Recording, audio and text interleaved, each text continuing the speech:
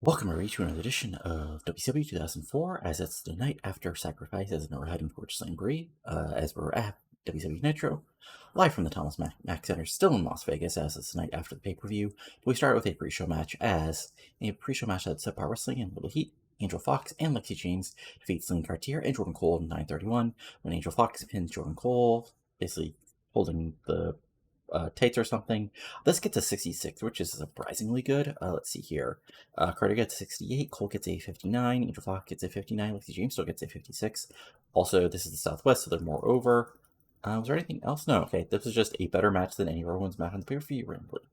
Okay, sure. But still, good solid group show match. Give someone some in-ring time who haven't got it. And, also, I was just doing a random check, see if the newly turned Angel Fox would have some good chemistry like Lexi James.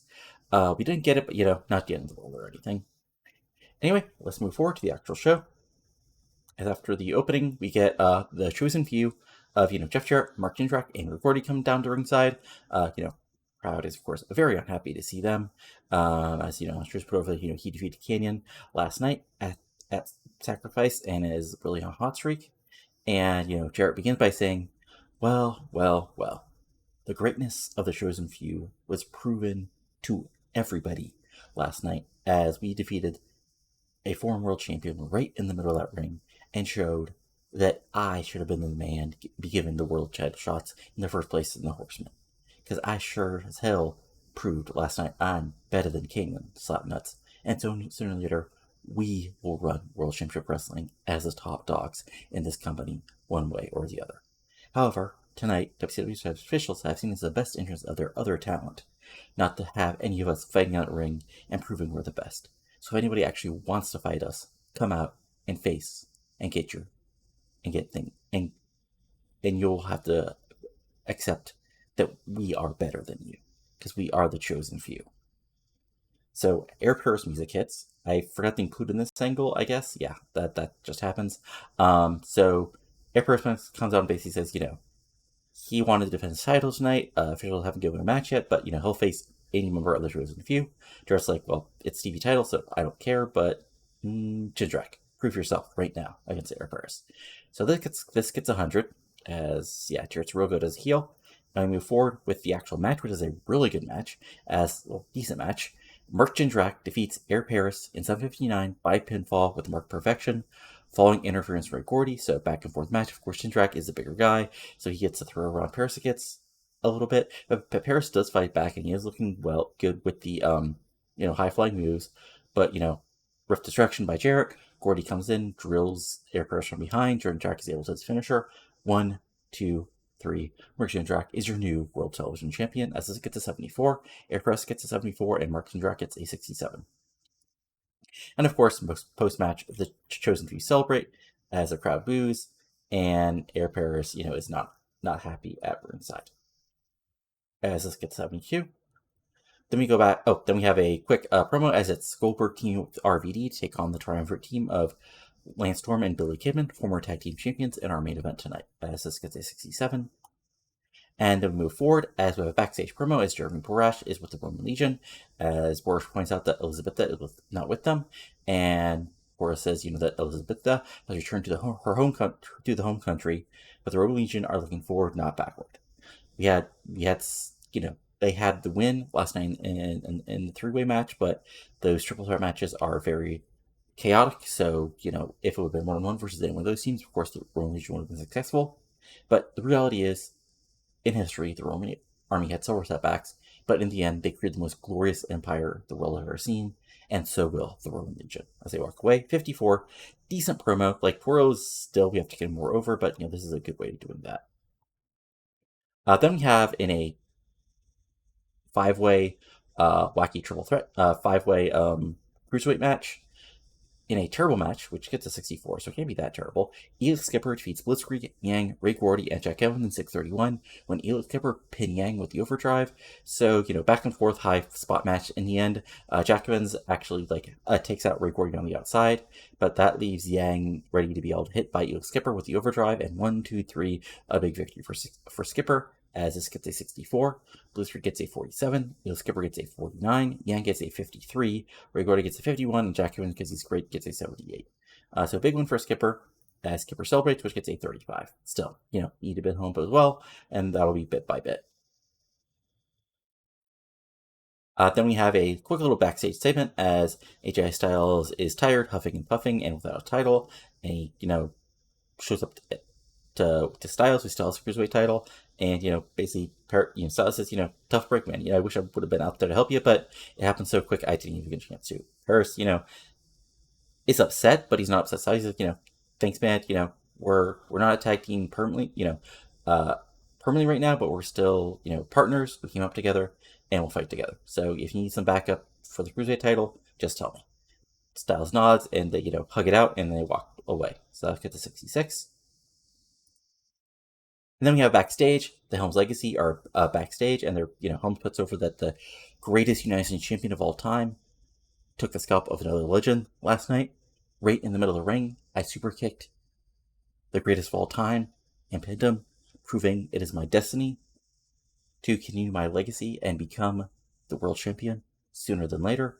And there's nothing anybody can do about it. And of course, Cash, Reno, you proved you're the best tag team in this business today, taking out the pretenders to the throne and proving we're the greatest group in professional wrestling. And, everybody's happy. When Jett and London come in, there's a little bit of, tension. And Jett London says, no, we're not coming in for a fight. A, that'd be a bad idea, because it's 4-2. And second of all, we want the match in the ring. And we're just telling you, we already talked to Bischoff, and it's official. At Slamboree, we get our rematch. Holmes says, Cash says, fine, we'll just prove we can kick your ass again. And so that's officially set up. Our first match, well, not our first match, because I'll actually add something else here in a second. So it's Jason Jett versus Paul London, getting their rematch for the tag team titles against Cash and Reno. And also,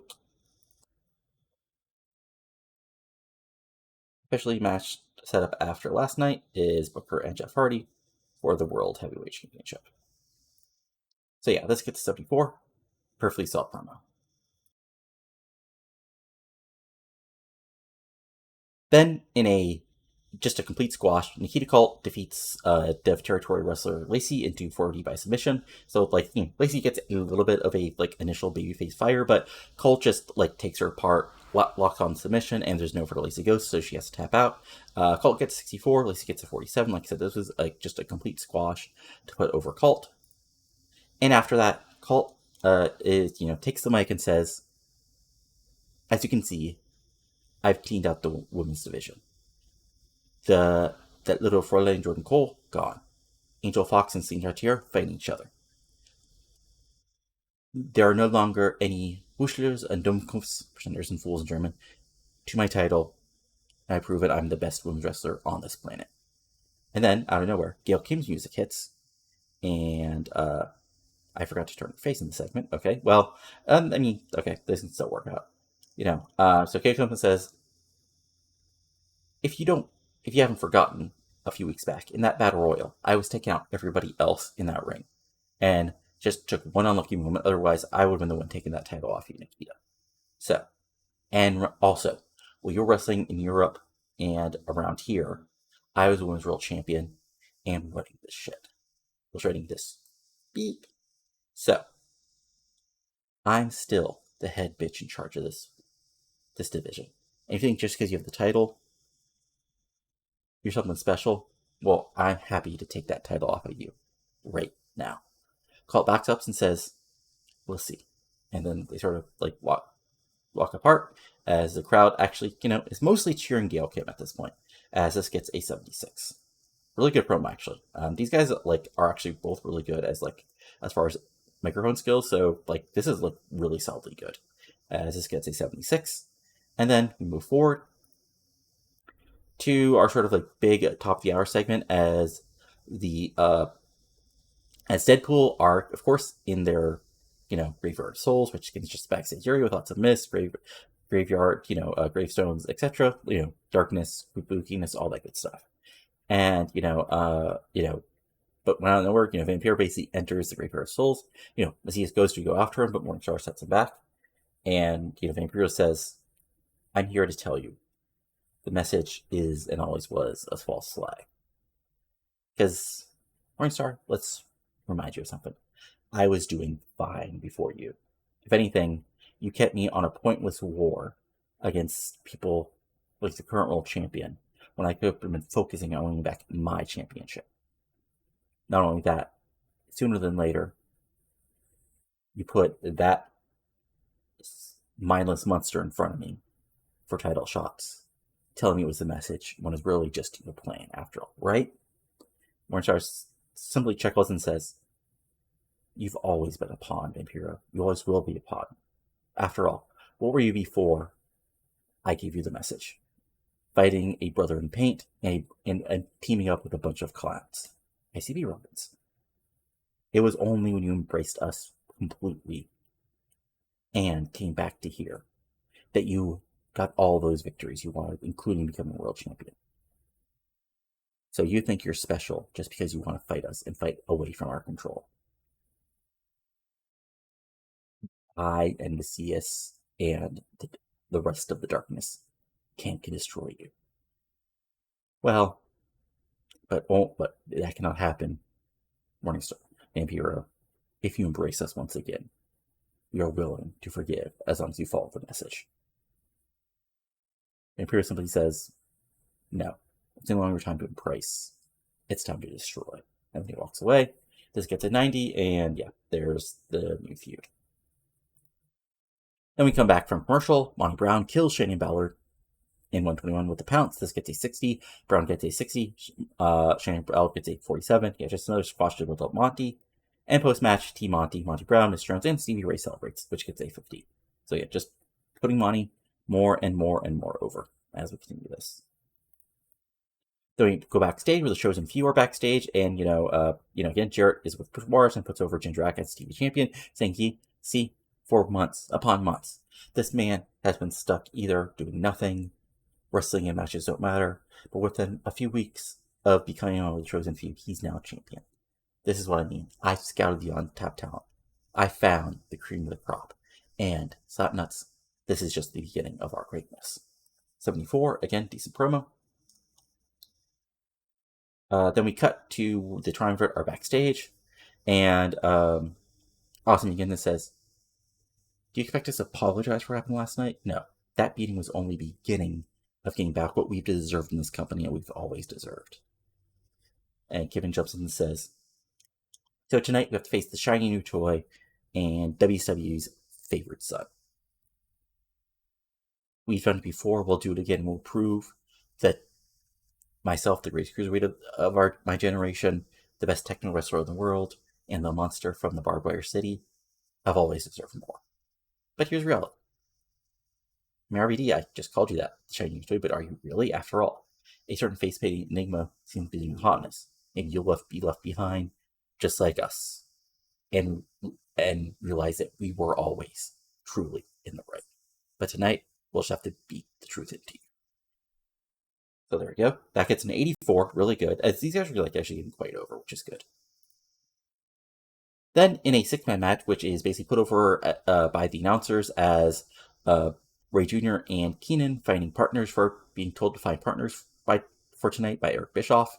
So it's Keenan Sharp, former Cruiserweight champion Jamie Noble, and of course Kaz, taking on Tajiri, Ray Jr., former US champion, and Ray Jr.'s longtime partner, off and on, Alex Wright. And about that good wrestling, he's running for the crowd. Tajiri, Ray Jr., and Alex Wright defeated Keenan Sharp, Jamie Noble, and Kaz in 1523 when Tajiri pins Kaz with the Brainbuster. So this is just honestly a pure work match. I needed to sort of set up some storylines and push some things forward, but I didn't have quite the way to do it. So basically, in theory, this works. Tajiri and Bray have faced paths before. Wright's been Ray Jr.'s friend. Noble doesn't like Ray Jr. anyway. And then plus this gives some my upper mid carders some in-ring time. So this gets an 88 because of course it's great. Ray Jr. goes after Sharp. Sharp plays the heel gimmick, but eventually hits some shots in. Tajiri looks good, hitting strong kicks on everybody. Wright doesn't technical wrestling. Wright and Noble have some chain wrestling with Noble coming out on top, but eventually Kaz comes in with his own kamikaze, Yokozuna style kicks, not kamikaze. Tajiri and Kaz face off and fight a little, but in the end, things break down as you expect. Lots of dives, lots of planchas, lots of torch tranquilos, moonsaults, but in the end, Tajiri actually has Kaz right in the ring. kick, wham, brainbuster, nowhere to go. 1, 2, 3. As the match itself gets an 88. Kaz gets a 76. Jamie Noble gets a 77. Kenny Sharp gets a 73. Alcaro gets a 76. Ray Jr. gets an 84. And Tajiri, because he's great, gets an 81. And post-match, the babyfaces celebrate to a 73. So really, really huge win for the babyfaces, and especially Tajiri. Post-match, we have a quick little segment as Cartier and Cole are backstage. Cole says, it sucks that I wasn't able to become Women's World Champion. Cartier says, Mashia, you did your best. That's all you could do. Colt's a strong wrestler. She may be a bit of a, she may be full of herself, but she is talented. And, Cole, surprised that, yeah, but I still feel bad. Anyway, is your neck feeling okay? Cartier says, yes, tis. It was just a strain after that angel snap from Fox. Cole's like, I have your back. If you need help with Fox. And Cartier's like, I appreciate it, but, I have to fight her one-on-one and prove that she's in the wrong. So this gets a 55 and basically sets things up. And then in our main event, which gets an 89, so honestly, I'm not going to say disappointing, but I was really hoping for another random 99 from 3 of these 4 folks. Anyway, and they both had superb wrestling. Reiki, Bill Goldberg, and Rob Van Dam defeated Billy Kidman and Lance Storm in 15:25 when Rob Van Dam gets the win back over Billy Kidman, pinning him with the 5-star splash. So again, Mike Awesome also attacked Goldberg. So what happens here is, try to think they have the win in the end as Goldberg, Awesome attacks Goldberg from behind, actually sends him to, brawls with him up to the top. But RVD is able to, get out of, Kidman goes for the Kid Crusher. RVD pushes Storm pushes Kidman into Storm, hits the Van Damiator on Storm, knocking him out, then takes out Kidman. Storm is out on the outside. RVD is able to go up top, hit the 5-star splash. 1, 2, 3. Big win for the babyfaces, as this gets an 89. RVD gets an 89, Goldberg gets a 93, Storm gets a 79, and Kidman gets an 88 because he's really good. And then post-match, we've got the triumvirate brawling, basically Kidman and Storm. Storm basically runs in and goes after RVD, attack him 2-on-1, while Goldberg and Awesome continue to brawl. Eventually, what happens is Eric Bischoff comes out with sort of, all the folks, all the sort of backstage folds to break things up, and says, I'm fine with people fighting. After all, this is professional wrestling. But at some point, things have to be settled inside the ring. So, here's the deal. You guys, in have made things hell for Goldberg for the last couple months. But if I just give him another match, you guys will get involved in. So, at Slamboree, Bill, you're going to get another shot of Awesome. But it'll be inside of Caged Heat. Pause for that. As yes, in our big match, another big match, rematch, it's Bill Goldberg versus Mike Awesome inside the cage.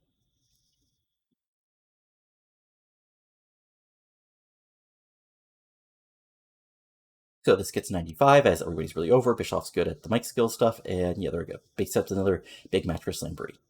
And then we have our final thing to show as it's time for Booker's coronation. As first, Charmel takes the mic and basically says, please welcome your new WCW World Heavyweight Champion, Booker, to the ring. Boos. As Booker comes out, crowd is just, like booing the hell out of the guy who used to be their hero. Booker says, yes, I'm a six-time world champion, and damn, it feels good, Sucka. You see, people told me I was walking down the wrong path. People told me I was turning my back on my friends. Well, the reality is, I only have to truly worry about one person. That's me and Charmel. You see, Sucka, they was never my friends. They were users and hanger-ons. They were holding me back from greatness. It's been way, way too long since I've been where I belong. And if anybody, Guerrero, Van Dam, Hardy, thinks it's going to be easy to take this championship away from me, you got another thing coming, because I am the world champion once again, Sucka. Can you dig that?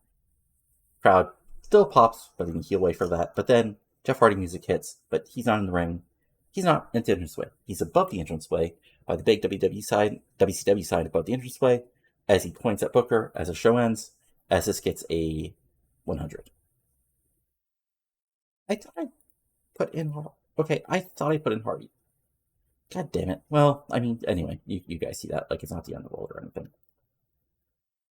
The show itself gets a 92, which is really freaking good, as it's now time, to basically recite something for Slam 3 and a really good Nitro. Okay, time to finish the show and see what random thing pops up as far as our inner mail. Hopefully, nothing too terrible. Survey says we'll also see what Raw's doing, look over the past week or so, and in other stuff going on in the game, and we'll go from there. Okay. Well, we'll come back to that in a second. First, mail.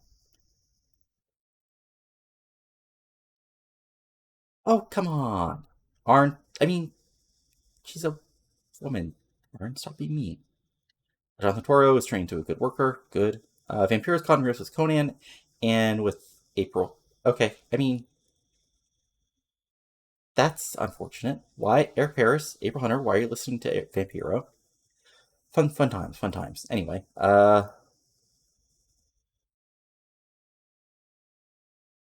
what have I done? Okay, one more fine.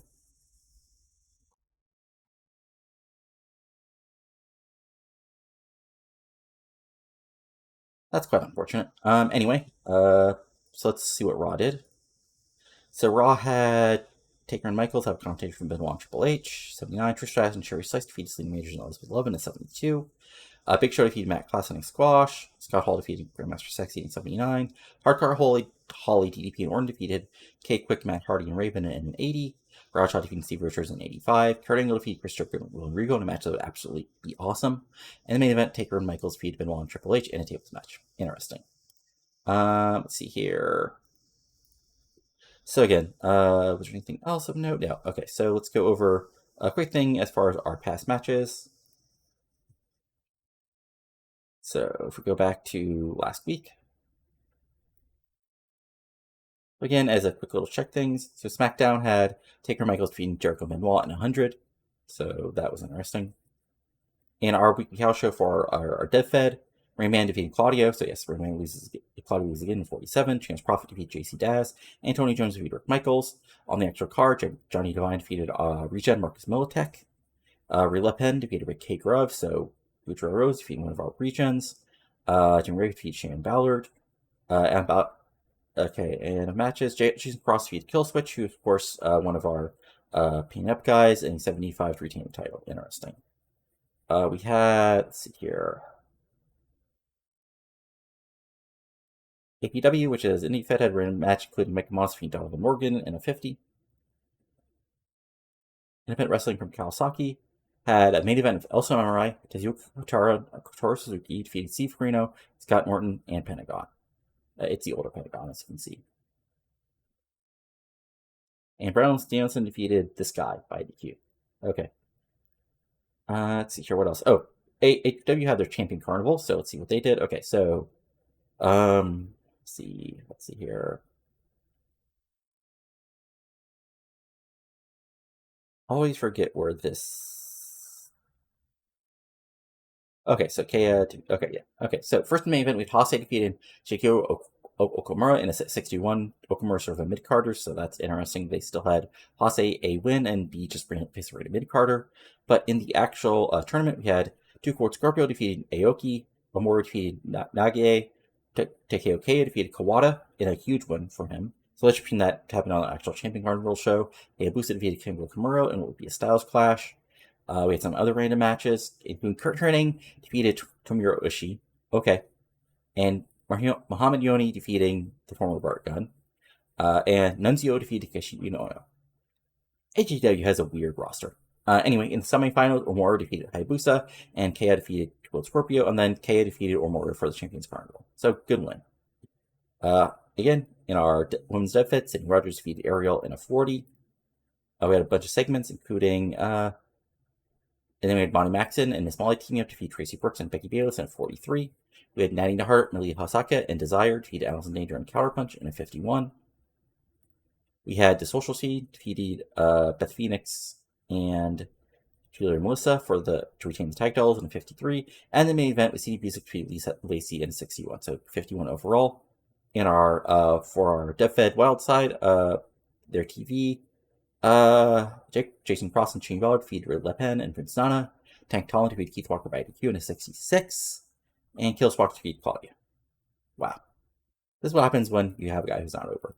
OVW had their weekly show. Let's see, or anything of interest. Spanky and Eric Engler team, I guess. Homicide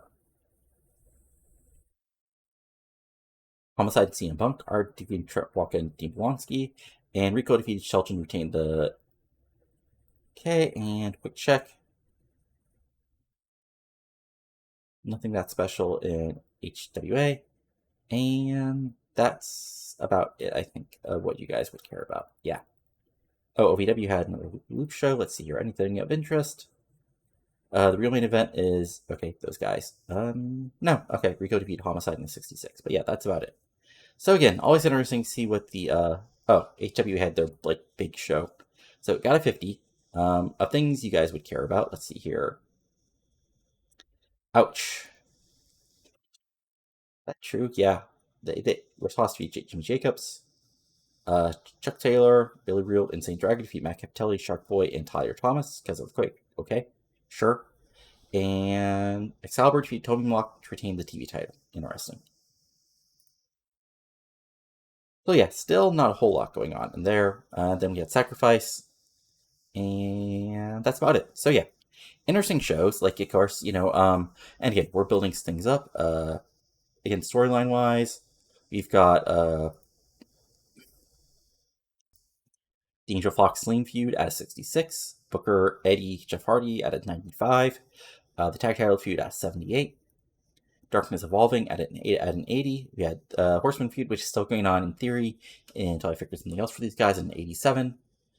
We had Tag Wars. We had great. Oops, that's a spoiler for what's happening soon. The Goldberg Triumphant feud at a 90. Vampiro Morning Stars at an 81. And Sharp. Yeah. Okay, fun times. And the new feud of Nikita Kalt at a 70. So interesting. Again, we rebooked some interesting matches already for the pay-per-view. Goldberg versus Awesome in the Cage, Booker T versus Hard for the title, and of course the tag title match. Anyway, though, that's it for now. So again, I hope you enjoyed this. If you enjoyed the show, go ahead and give it a like. Comment below on what you're liking and not liking. And of course, subscribe to the channel for lots of TEW 2020 content, including this series, my MLW 2006 series, which is going to be main evented by big matches like Matt Sydal versus Nigel McGuinness in their first big Univision show, my WCW 1994 save, now heading towards Slamboree, involving such fun matches as Rick Rude versus Sting for the Unified title, Steve Austin versus Scott Steiner rematch for the US title, and other big matches, and of course my WWE 2013 save, where we're now heading out of Payback towards Money in the Bank. But that's it for now, so talk to you later, and adios. Have a good one.